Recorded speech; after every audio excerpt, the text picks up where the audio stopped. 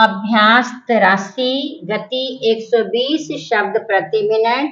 मानक आशुलिपि तीव्र गति अभ्यास स्टार्ट।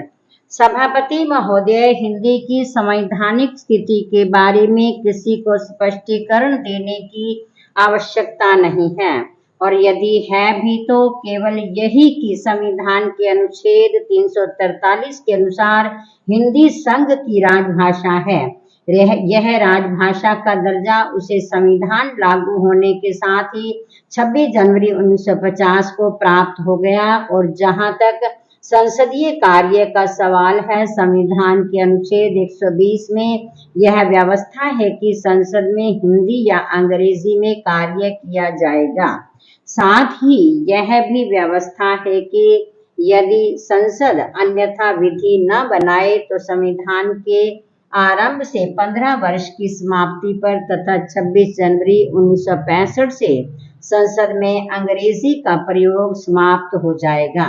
किंतु संसद ने यह अन्यथा विधि बना दी, जिसके फलस्वरूप राजभाषा अधिनियम की धारा 3 ने संसद में अंग्रेजी के प्रयोग को अनिश्चित काल के लिए बढ़ा दिया।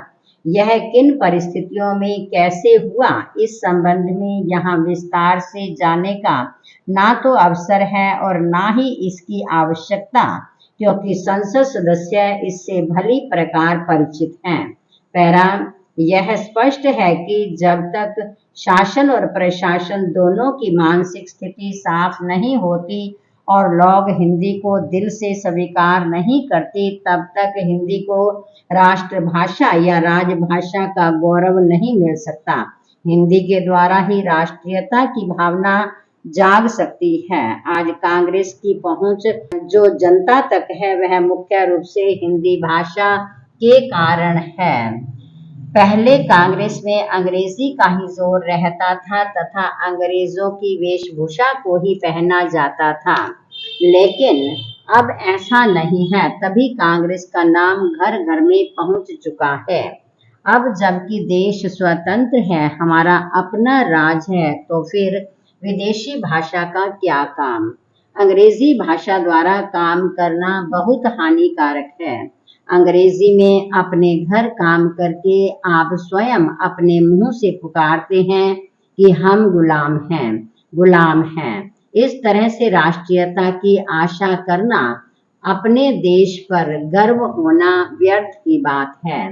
राष्ट्रीयता फैलाने के लिए खाली प्रस्ताव पास करने से कोई लाभ नहीं, इससे बात नहीं बनेगी। इसके लिए तो हृदय से आवाज आनी चाहिए कि हमें अपने राष्ट्र पर, अपनी भाषा पर, अपने देश की वेशभूषा पर गर्व है। पैरा, गांधी जी ने भाषा संबंधी एक टिप्पणी में कहा था, अगर स्वराज्य अंग्रेजी बोलने वाले भारतीयों का और उन्हीं के लिए होने वाला हो तो निस्संदेह अंग्रेजी ही राष्ट्रभाषा होगी। लेकिन अगर स्वराज्य करोड़ों गरीब जनता, भूख से पीड़ित जनता, करोड़ों निरक्षर बहनों और दलितों का हो और इन सब के लिए हो, तो हिंदी की एकमात्र राष्ट्रभाषा हो सकती है। पैरा, गांधी जी का यह वक्तव्य मैंने इसलिए दिया है कि यह स्पष्ट हो कि आजादी के बाद आज राष्ट्रभाषा की स्थिति क्या है। संविधान की मर्यादाओं के अनुसार संसद सर्वोपरि है और 70 करोड़ जनता के प्रतिनिधि वहां बैठते हैं, जो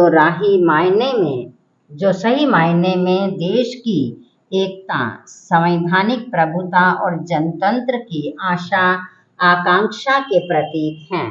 पैरा, संविधान द्वारा स्वीकृत 15 भाषाओं में से किसी में भी संसद में बोलने का अधिकार किसी भी सदस्य को है और उसके भाषण का हिंदी तथा अंग्रेजी में अनुवाद की व्यवस्था भी साथ साथ की गई है।